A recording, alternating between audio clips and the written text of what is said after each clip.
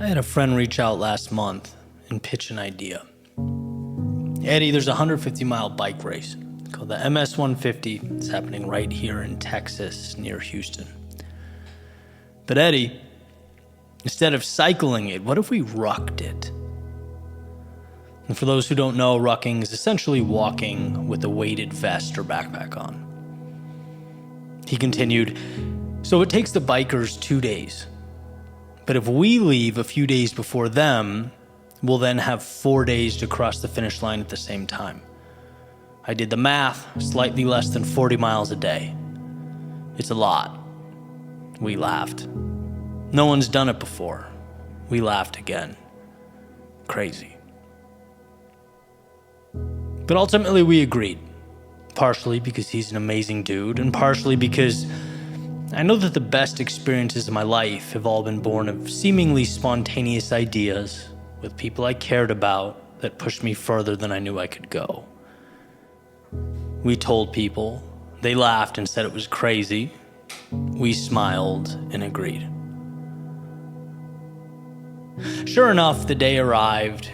We were accompanied by a mutual friend, making it 3 of us rucking total, as well as our significant others who were alongside us the entire time in a Bronco filled with food, drinks, and medical supplies. As we started out, we laughed. Boys, this is crazy. But just like it takes a fraction of a second to realize your hand is on a burning stove, we weren't really sure what we'd gotten ourselves into. Day 1 was fun, actually. At least most of it. Setting down the camera, walking past it to get those artsy passing by shots. Close-ups of flowers and trees blowing in the wind. The 3 of us reminiscing about old stories, lessons, some dad jokes, even some friendly debate, which I'm sorry, but you guys cannot convince me that we haven't been to the moon. As much as it drives all my buddies crazy, I won't bend. But onward we marched.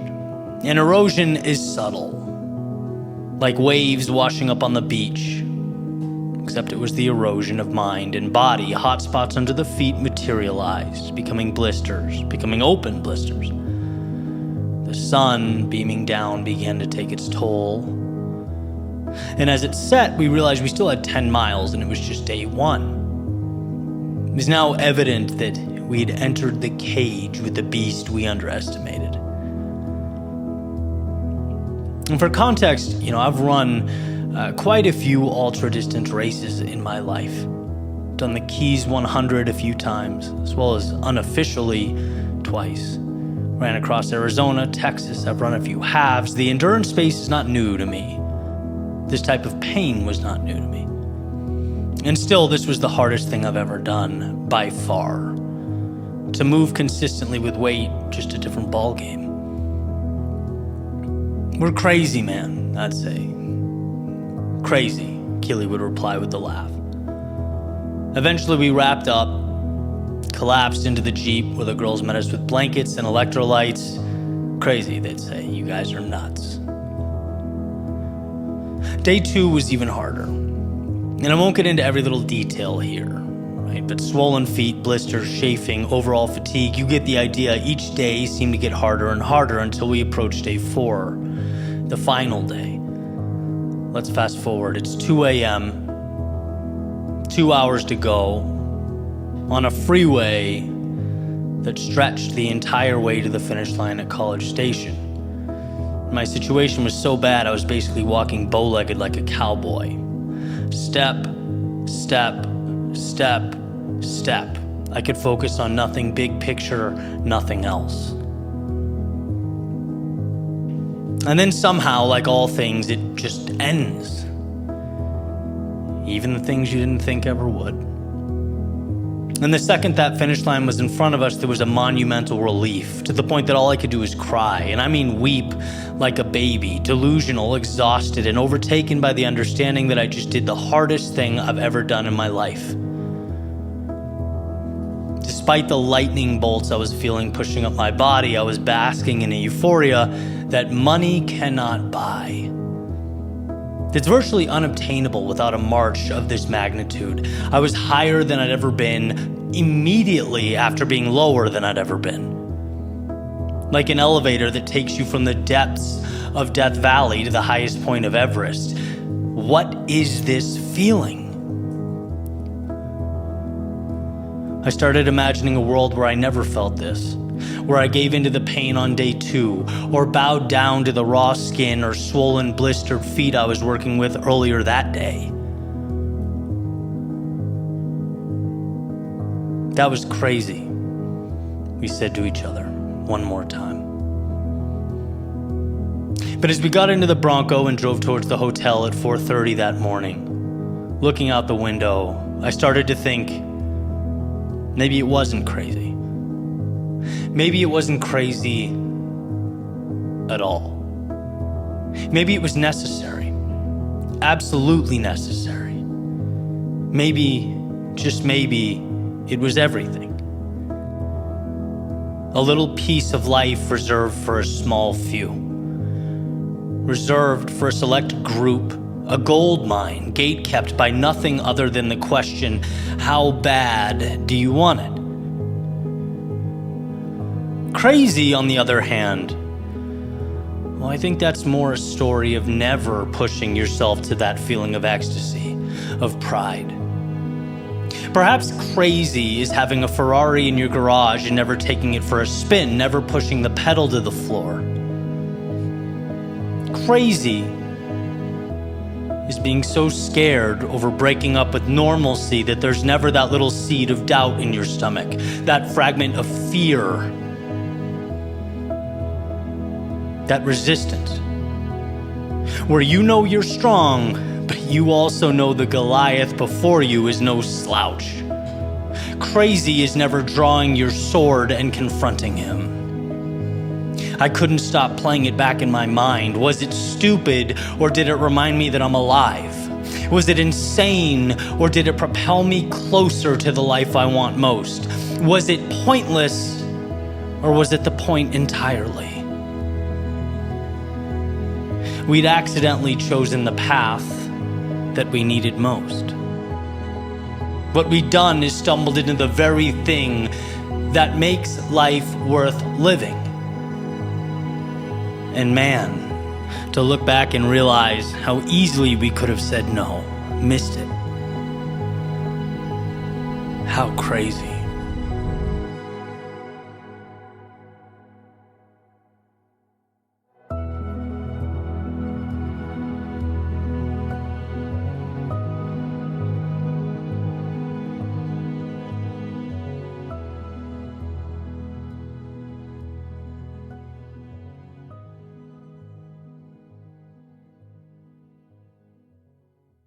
What's up, guys? Eddie here. And before we jump into the next chapter, just a quick note.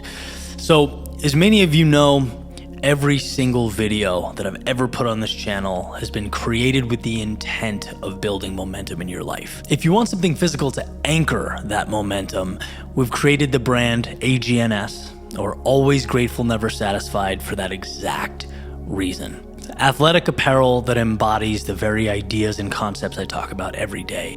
Because you're watching on YouTube or Spotify, we've created a code for this exclusive community, YWW20.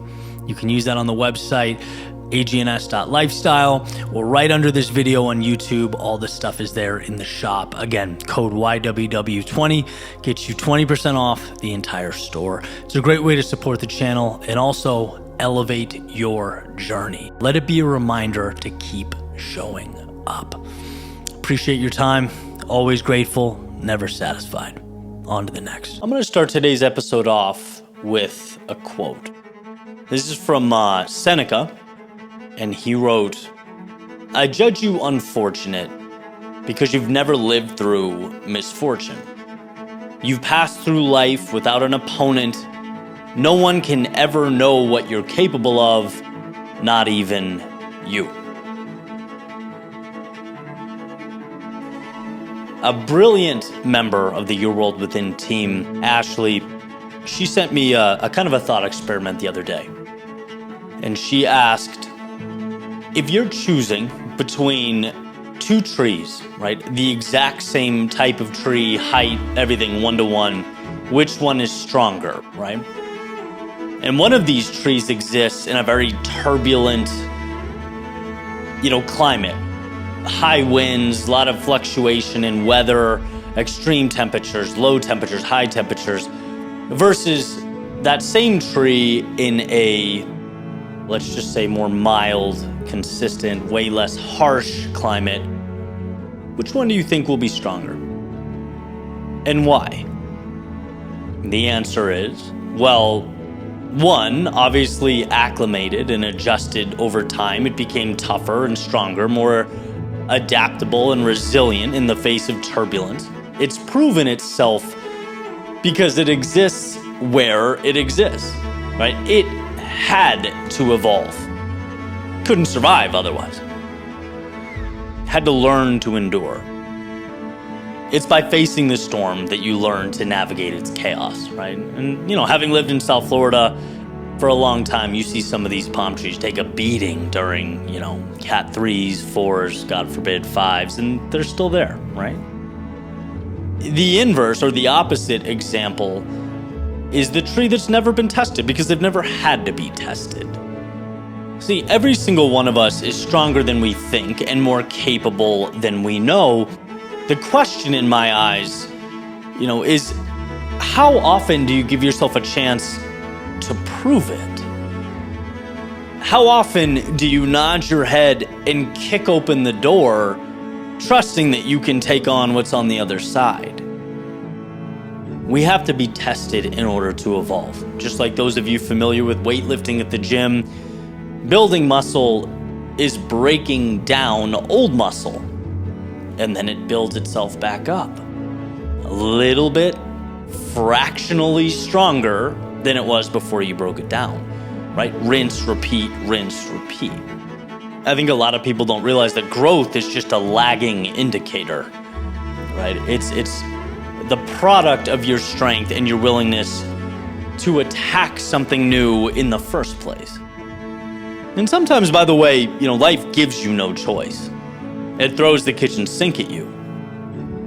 But, and this is the fun part, when you fall in love with that process, when the gratification of progress pulls you in, life becomes an opportunity, a gift, a game, a chance to step into an evolved version of yourself. We do what hurts now so that it doesn't hurt tomorrow, so that the doubt becomes armor. Right? We attack things that seem bigger than us today so that, those ceilings become floors tomorrow. Stop signs become stepping stones. And this is, not merely a collection of cliches. This is a very real reminder. The further you're willing to go, the more life will give. The harder you're willing to push, the more opportunities are going to present themselves to you. Comfort isn't the enemy because of what it is, right? Comfort is the enemy because of what it is not. It is not conducive to growth. It's antithetical to any pursuit of meaning. Comfort is often stagnation. So how do we realize this? Simple. Go out into the world, and as the saying goes, do one thing every day that scares you. You'll find what does scare you becomes more and more infrequent. I'm not sure that it's the world getting smaller as much as you and your self-belief and trust in who you are gets bigger. It's earning confidence. Oh wow, the city can fall down and I can rise from the ashes. Then why not live a life with more skylines? Why not dive deeper into the horizon? Not to prove anything to the world, but to show yourself. Right? The chisel sharpens the marble. It initiates the masterpiece. So when you look around and think, I'm worthy of more, or my heart's longing for something different, bigger, a life transformed, drop yourself into the storm. So that one, you become capable of moving through it, and two, you remind yourself, you prove to yourself who you are. That matters. You're not the type of person who sits and watches life go by. You are the person who steps into the abyss and determines what life is. You're not an order taker, you're an architect. Manufacturing opponents not to defeat them, but to elevate you. So again, go find obstacles. Attack chaos. Immerse yourself in unknowns. Be the one who doesn't know but steps in anyway. Not to prove anything to the world, not to show anything to anyone, but to remind yourself that you can. To remind yourself that most will say no, and that's fine, but that's not who you are. When the sky's falling and the walls are crashing, you are the one who finds a way.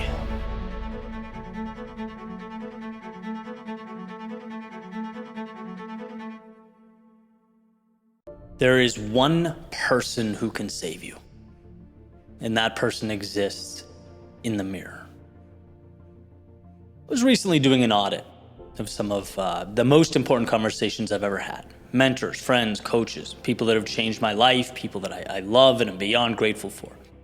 And started kind of going one by one. What did I learn from this person? What was it that I took away from them? And, in one way or another, across the board, the answer was the same. It was some variation of confidence. It was belief that I could step into that next chapter, that I have what it takes, that the unknown, wasn't impenetrable. In fact, the unknown is inviting. And truthfully, I don't know how many people started from the same starting point that I did, where I essentially had to learn every step of the way that I was good enough. Had to reteach myself that I belonged where I was, that the room that I was in, there was a reason I was there, that the circle I was in, that I earned a right to be in that circle. They say confidence is earned, and I had to continuously earn it. And I value that progression, truly, for a few reasons. One, because, I've been on the other side, and when I see other people, making that ascent, I do everything I can to make them feel welcome and comfortable, right? But the second thing is, I understand at a deep level how much of success is simply believing you are worthy of it. I look at the things that I do now, and it's like so much of it's just because I allowed myself to do it. At some point, I looked around and said, you are worthy of this. Believe it. Step into it. There's nothing stopping you but you. And I've seen the power of, as someone near and dear to me once said, walking into a room like God sent you. It's not a fake it till you make it game. It's believing in your heart that you are worthy game. No one who's achieved success on a consistent basis got there accidentally. At some point, they looked at that reflection and said, hey, this is me. At some point, they looked around and said, there is no difference between me and the people who have done great things. Those people just gave themselves the green light and chose to stay consistent. I can do that. You can do that. Everybody can do that. Will you? That's the question. No one can save you because no one can make you believe. No one, when your eyes open in the morning, can position your mindset to say, today is mine. The world is my opportunity. No one can convince you that you're capable of magic on your short time on this planet. That's an internal decision. Do you believe you are worthy of it? And if not, let's get you to that point. That's the name of the game. Right? Look hard at that reflection and remind yourself that you have everything you need to begin. Not a few things or some things, everything you need. you're good enough. What's required is you giving yourself permission to go on whatever journey you deem important. It's allowing yourself to tap into the strength that's already there. Be resilient, chip away little by little every day. That's it. That's the formula.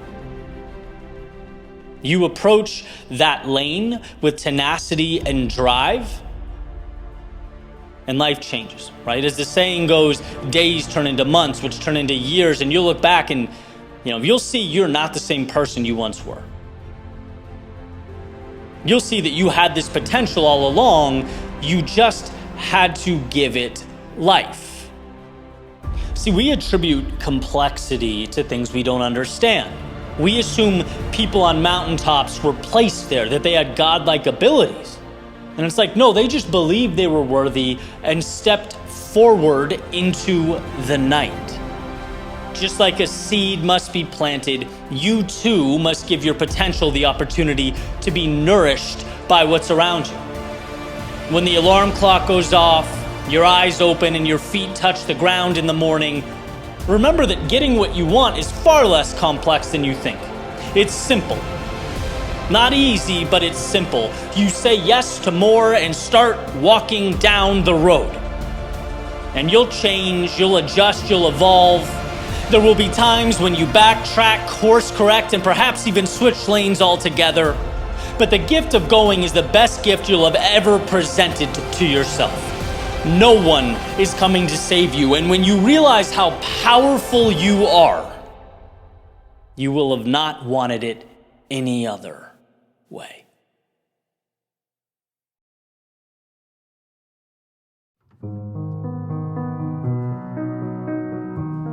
There's a quote attributed to H. Jackson Brown Jr. He says, "Nothing is more expensive than a missed opportunity." I tend to agree with this. I also think it's interesting that these missed opportunities are also the most difficult, if not impossible, to quantify. Right, so if you think about our common understanding of progress or growth, it's a sacrifice. Right? It's doing X brings us Y. Doing the work gets the result. It's a simple formula, and you can show your proof. You can work backwards. Right? I started working out 1 hour a day 6 months ago. This is what I look like now. The cost was 1 hour a day. The result, well, this is what I look like now. But what's the inverse of that thinking? What's the cost of not doing the work or starting the journey or taking the steps? See, we don't think about that. We don't think about the opportunity cost. Our instinct is not to question the actions we don't take. I was listening to an old lecture from Jim Rohn, who I love because he's such a practical thinker. He's got ideas you can literally, plug right into your life. And he had an amazing point. He was talking about a conversation with an old friend in which he asks his friend, who apparently watches a lot of TV, he says, "Hey, what does that TV cost?" His friend says, "Well, I think it's like $500. Jim says, "No, I don't think so." His friend says, "Yeah, I bought it, $500. He says, "No, I think it's costing you about $40K a year." Why? Well, not because of what he paid for the item, but because of the opportunity cost. What his time using that TV could be reallocated to. That's what's so incredible about that point. It's like, just because you don't have something doesn't mean you aren't in fact losing out on it. Time is our most precious of commodities. Its utilization is the gateway to transformation. It should be protected. And, the intent of the message is not to walk around panicking about every second, of every minute, but more being aware holistically how recklessly we use our time. I don't know if you've ever looked at the screen time usage on a cell phone before going to bed at night. It's terrifying. Right? Some of it was necessary, but a lot of it wasn't. And what does that cost? What does 2 hours a day of not moving towards a dream or goal cost you? What about when it accumulates and it becomes 14 hours a week, or roughly 56 hours a month, or times 12, 672 hours a year? These numbers start to get eye-opening. right? All it takes is a little awareness, and we see how often we dispose of time like it's valueless. Everything we do has a cost, because in doing it, we are making a decision to not be doing something else with that time. And again, I believe in balance. I want to emphasize that. I'm not suggesting that we walk around like robots, clocking in, clocking out, checking boxes so that we don't ever waste a minute, right? As the great Keith Urban says, the best days of my life were all that wasted time. You know, we should explore and enjoy and love and laugh and experience life. But that awareness makes us more intentional with those pursuits. With our work time and our play time, it forces us in a way to prioritize, to ask ourselves what we want. Instead of only looking at progress like this vending machine where you put in X and Y comes out. Well, we can ask ourselves, what happens if I don't put in X? What happens if I keep it in my pocket? What won't come out? What could have existed that now won't? See, just because you don't see something slipping away, that doesn't mean that it isn't. And the immediate, the world in front of you, unfortunately, won't remind you of that. That's a bell you have to ring yourself. You have to peel back the what am I doing and unveil the what could I be doing? What could I be creating? What could reality look like? And maybe you think about it and you find that you're right where you want to be. And that's great. Maybe you realize you've accepted a tolerable existence at the expense of an ideal existence. In which case, I also have great news. You can change that, and you can change it now. We have to understand that you don't only have what's in front of you, you also possess a reality unseen and undiscovered. So don't let the former cover up or diminish the latter. Don't lose the possibility of tomorrow with the distractions of today. Don't forget the cost of inaction with regard to those things that truly matter.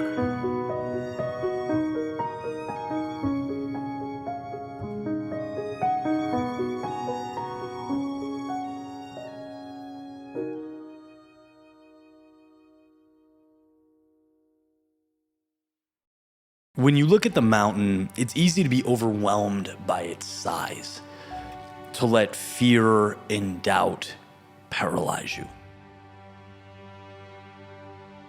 But what if I told you the summit is never reached in one heroic leap? It's conquered one quiet step at a time. One subtle movement into the abyss after another. It's not about the impossible. It's about seeing the impossible as what it truly is. Shrinking it down, making it small enough to manage. So let's talk about taking the mask off of impossible and revealing what it is, those manageable pieces. And I've learned this truth, not in some grand lecture hall or because of years of school or the pages of a book, but in the echo of my own breath. Doing, creating, building out in the world, right? Growing a business, putting my body through difficult tests, putting my mind through the battlefield that is self-discipline, and essentially commitment to the promises I make to myself. And that's what I want to echo today, how, one, we are capable of way more than we can possibly imagine. So let's just get that out of the way. We're all operating at a fraction of what we could be doing. And two, it's never about the obstacle ahead, the size of what waits before us. It's how we assess and internalize and break down those obstacles. It is doable.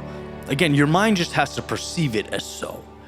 No one leaps a marathon, as much as we wish we could when we're tired and worn down and hurting, but we can't.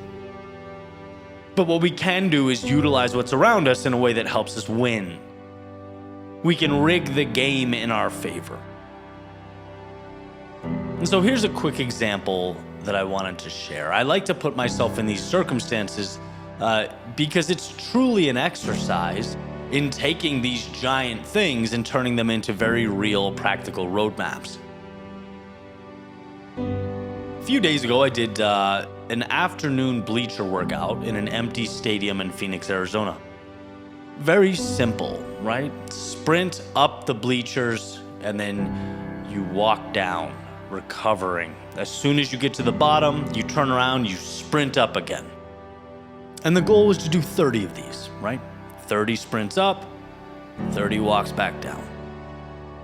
And like so many things, it's a cakewalk until it isn't, right? I remember hitting sprint 12 or 13, you start going, oh man, I better recruit the mind to start painting this picture as something fun and beautiful and exciting because the body wants to revolt. Right? You get that sort of mini panic that's like, bro, I don't know how long you can sustain this. It's just reaction, it's real. And at the start, standing there looking up at endless rows, the towering steps, the mind, you can't help but watch it, observe it, question, how can I possibly do this? 30 sprints up? That's a lot in this heat. That's a tall order.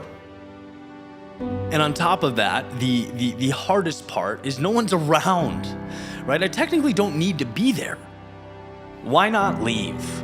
Or why not do 20 instead of 30? What's keeping me committed to such a quote-unquote foolish pursuit?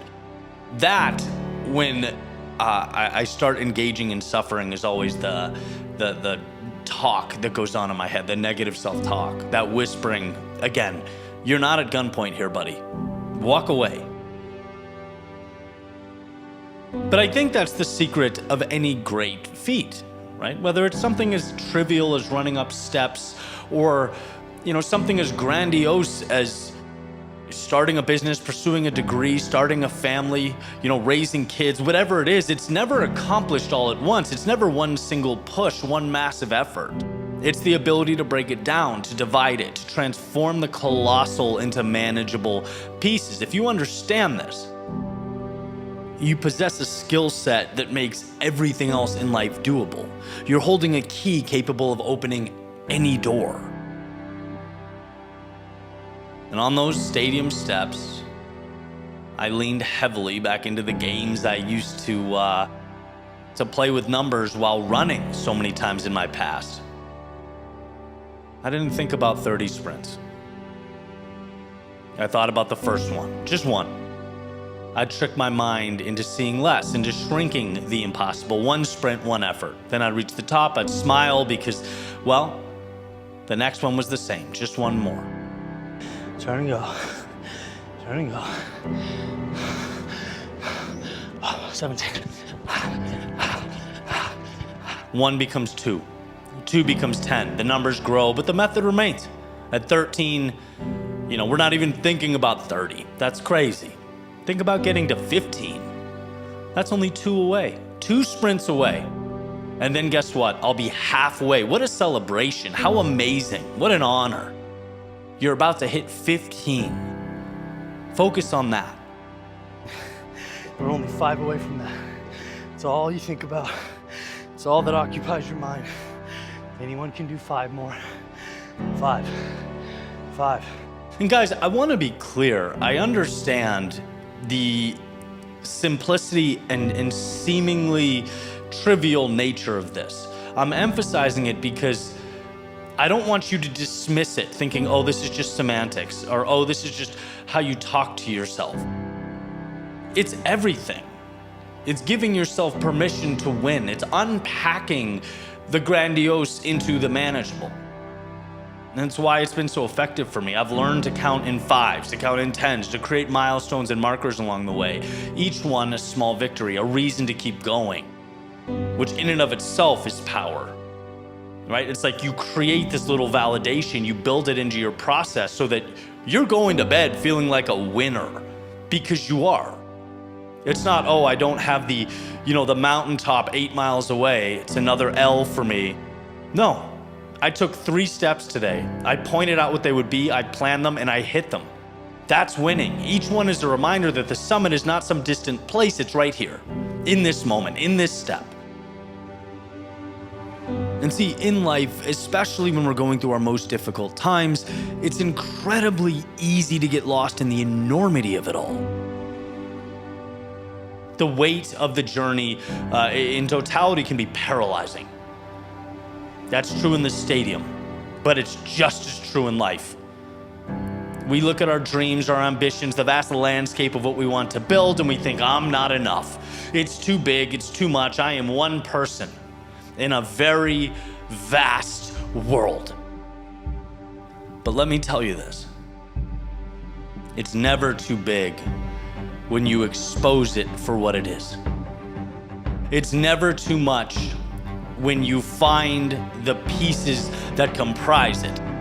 Everything can be broken into small, manageable parts. Everything. After all, that's what they are made of.